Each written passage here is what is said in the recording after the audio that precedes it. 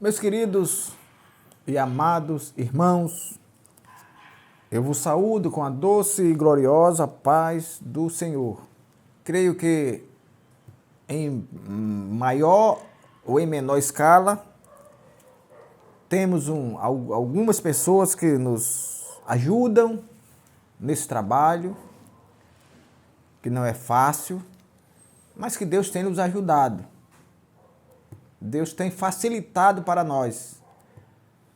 E você é um dos tais, você é um daqueles que tem nos ajudado, você tem compartilhado os nossos vídeos e certamente tem assistido, se não completamente, mas em parte, pelo que eu agradeço e peço que você continue fazendo e também animando a outros, para que possamos pregar a palavra de Deus enquanto há tempo, enquanto temos tempo. Convido-vos para lermos no livro do Apocalipse, capítulo 2, versículo 12 a 17.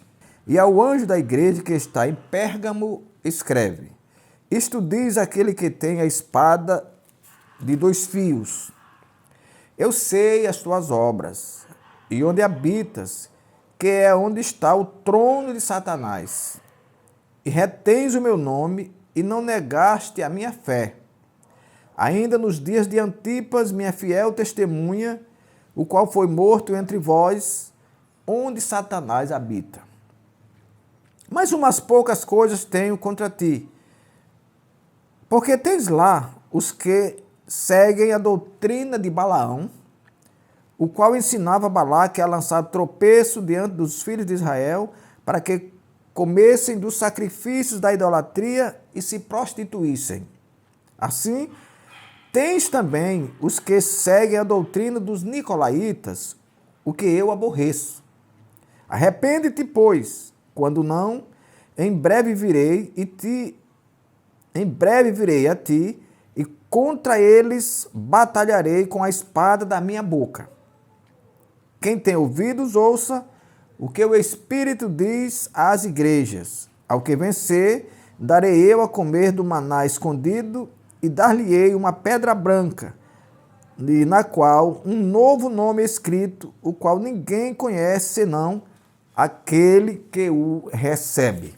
Pérgamo, uma cidade lá na antiguidade, na Ásia Menor, e que era também vítima, era um recanto da idolatria asiática e que Deus se preocupou com aquilo.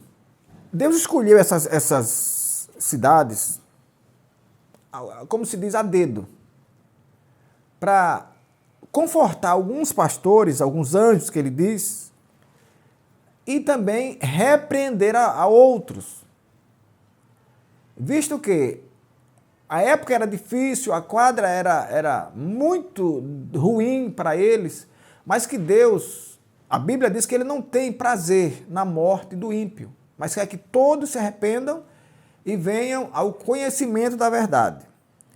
Então, talvez alguns daqueles pastores, como lá o de Éfeso, que fez tanta coisa boa, mas perdeu o primeiro amor.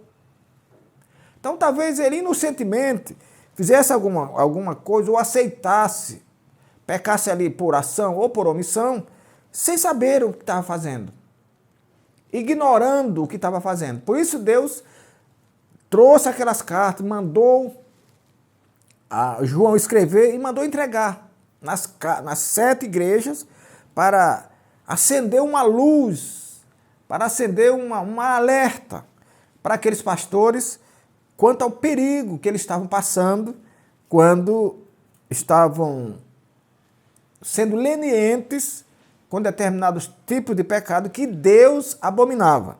Pérgamo escreve: Isto diz aquele que tem a espada de 2 fios. Isso aqui é uma característica do Senhor. As cartas sempre começam assim, exceto a de Laodiceia, a 7ª. A espada de 2 fios. Eu sei as tuas obras e onde habitas. Quer dizer, ele estava iniciando a carta aqui, elogiando o pastor de Pérgamo. Eu sei as tuas obras. Ninguém mais sabe do que eu. Quem conhece mais a minha vida do que o próprio Deus? Quem conhece mais a arte do que o artista? Quem conhece mais a peça do que quem a construiu? Eu fui construído pela mão de Deus, eu fui feito pelo Senhor, e ninguém me conhece mais do que Ele. Então ele repetia isso reiteradas vezes aos pastores da Ásia. Eu sei as tuas obras e onde habitas. Isso aqui era um testemunho de que eu conheço as tuas obras e sei onde você habita, eu sei dos sofrimentos que você passa. É como, meus amados irmãos, sem nenhum demérito a ninguém, nós vemos determinadas moradias hoje, nas chamadas comunidades, de pessoas que vivem ali cercadas, que não têm a menor liberdade, talvez nem saiam dali a hora que querem. Tem que ter permissão para sair, tem que ter permissão para entrar, tem hora para sair, tem hora para entrar. Então tudo isso atormenta a vida das pessoas. E era no lugar desses assim que o pastor de Pérgamo morava. E a Bíblia diz, eu sei as tuas obras e onde habitas, que é onde está o trono de Satanás. Mas aí ele diz, mas retens o meu nome e não negaste a minha fé. Apesar das grandes dificuldades, apesar dos apertos, apesar das aflições, aquele pastor de Pérgamo guardava o nome do Senhor, retinha o nome do Senhor. Não se vendia aos conselhos daqueles que ali viviam, às pessoas que não reconheciam Deus como Salvador. Você ainda retém a minha fé. Ainda nos dias de Antipas, a coisa era tão difícil, mas até nos dias de Antipas. Antipas, meus amados irmãos, foi um discípulo lá de Pérgamo, que se insurgiu contra todo tipo de pecado lá em Pérgamo. Antipas, sozinho, se insurgiu contra os guardadores da doutrina de Balaão. Qual era a doutrina de Balaão? Balaão foi chamado por Balaque para colocar tropeço no caminho do povo de Israel, para fazê-lo pecar. E aqui, irmãos, era uma ação deliberada de Balaque em usar um profeta de Deus para fazer o povo pecar. Por isso se fala da doutrina de Balaão, como se fala também da doutrina de Jeroboão, que colocou tropeço na vida do povo para que eles não pecassem. Ele desviou o povo de Jerusalém para que o povo não pecasse, não, para que o povo pecasse, para que o povo não servisse ao Deus que fez os céus e a terra. Então Antipas se insurgiu contra tudo isso e foi morto. Foi morto porque não quis se juntar ao pecado, não quis se juntar à impiedade, não quis se juntar à idolatria. Se insurgiu contra tudo. Foi contrário a tudo, não se aliou àquele sistema pecaminoso. E também nessa época, nesse sofrimento de Antipas, que certamente resvalou para o sofrimento da igreja e de outros crentes, o pastor de Pérgamo continuou fiel ao Senhor. Glória a Deus, porque a história diz que quando algum cristão era sacrificado, a fúria aumentava. E os algozes não queriam sacrificar apenas um, queriam sacrificar outros para dar uma certa alegria aos seus seguidores. Mas o pastor de Pérgamo, ainda naquele sofrimento e na morte de Antipas, continuou servindo ao Senhor. Bonito é que Deus dá o testemunho de Antipas, minha fiel testemunha, o qual foi morto entre vós, onde Satanás habita. Meus amados, alguns estudiosos aceitam que essa morte de Antipas foi uma coisa encomendada pelos idólatras, pelos ímpios de Pérgamo, mas que foi praticada no meio deles, foi consumada, executada por alguns que se diziam cristãos, alguns que se diziam que estavam do lado dele. Vejam que o que Deus aqui diz, a gente pode, há uma conotação disso. A minha fiel testemunho, o qual foi morto entre vós, onde Satanás habita. Glória a Deus. Mas aí vem agora a reprimenda.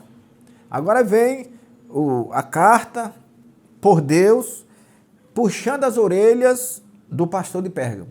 Mas umas poucas coisas tenho contra ti, porque tens lá, e era isso aqui, meus amados irmãos, a Bíblia está dizendo, tens lá, havia lá na igreja de Pérgamo, sob o consentimento do pastor, tens lá alguns que seguem a doutrina de Balaão. Era ele que tinha, ele era leniente com isso, ele permitia com isso. O qual ensinava Balaque a lançar tropeço diante dos filhos de Israel, para que comessem do sacrifício da idolatria e se prostituíssem. Assim, tens também, glória a Deus, tens também os que seguem a doutrina dos nicolaítas, o que eu aborreço. A doutrina dos nicolaítas, o nicolaíta, a doutrina dele, era aquela que ele vendia indulgências, vendia coisas sagradas, e se nutria pelo maior lucro possível. A questão dele era o lucro. Ele queria sempre se dar bem, queria sempre estar com os bolsos forrados de dinheiro, mesmo que a custa da impiedade, mesmo que a custa de venda de coisas sagradas, de coisas do templo. Mas o pastor de Pérgamo tinha lá alguns que faziam isso e que estavam sendo, quem sabe, passados a mão por ele. E a Bíblia não deixa dúvida. Tens lá os da doutrina de Balaão e tens também os da doutrina dos nicolaítas, que eu aborreço. E agora ele diz, arrepende-te, pois. Tanta coisa boa que ele fez. A resistência ao pecado. O não ceder à violência. O não se ficar de joelho diante das investidas e das ameaças do diabo. Mas ele era leniente na igreja. Glória a Deus. Ele passava a mão, ele fazia vistas grossas por esses aqui que eram aborrecidos pelo Senhor, mas que eram apaniguados por ele. E nós vemos hoje, meus amados irmãos, com muita tristeza e com muito temor, eu digo, pessoas que vivem nas igrejas sendo ajeitados pelos seus líderes, pessoas de vidas sujas, pessoas de vidas rasteiras, pessoas que, do ponto de vista bíblico, estão rastejando, mas estão lá. Os líderes sabem que Deus aborrece, sabem, mas estão como Paulo diz, estão com a mente cauterizada, não percebem que aquilo é um mal que está sendo plantado na igreja e que se irradia para outros. Não é uma coisa que fica naquela pessoa, não, aquilo anda. É como uma doença infecciosa. Aquele mal, aquela infecção anda para outros. A infecção do pecado, da desobediência, da frieza, do relativismo, da gana, da gula arrecadatória, estão lá. Mas a Bíblia diz, você tem lá esses, mas arrepende-te, pois, quando não, a ti virei, e contra eles batalharei contra a espada da minha boca. Aí Deus está dizendo, eu vou lá e vou batalhar contra eles.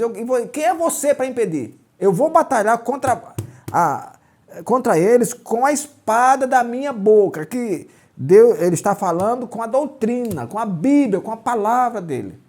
E quem é você para impedir? Também, se tentar impedir, será arrolado na batalha.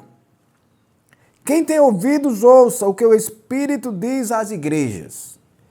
Ao que vencer, darei eu a comer do maná escondido e dar-lhe-ei uma pedra branca. Queridos, que o Senhor nos abençoe e nos guarde. Que o Senhor nos guarde da doutrina de Balaão, dos Balaãos que permeiam os nossos tempos, não a igreja, porque a igreja de Deus é santa, é irrepreensível. A igreja de Deus é impermeável ao pecado. Mas nos templos estão cheios, como disse anteriormente, estão cheios de crentes vazios, vazios de caráter, vazios de conteúdo bíblico, vazios de conhecimento do que é verdadeiro. Pessoas que estão vazias, estão ali preenchendo o tempo apenas, ocupando lugares aqui na terra, mas que não tem nenhuma esperança de subir ao céu. Que o Senhor nos guarde dos nicolaítas, aqueles obcecados pelo lucro, obcecados pelo dinheiro, obcecados pelas contas gordas, obcecados pelas coisas materiais. Os nicolaítas, eles têm uma marca, eles adoravam as coisas materiais. O espiritual deixa-se para depois. Que o Senhor nos guarde também dos nicolaítas, os vendilhões de indulgências, para arrecadar dinheiro e mais dinheiro. Que o Senhor nos guarde do esfriamento da nossa fé e nos faça cada vez mais esperançosos no céu, na vida eterna, no viver com o Senhor. Que os nossos ouvidos estejam cada vez mais prontos a rejeitar os maus conselhos. Que os nossos corações estejam cada vez mais prontos a rejeitar as falsas propostas, as falsas ofertas. E que nós continuemos com nosso coração livre para a habitação do Senhor. Que o Senhor nos abençoe e nos guarde até o nosso próximo encontro. Inclinai os vossos ouvidos e vinde a mim. Ouvi e a vossa alma viverá.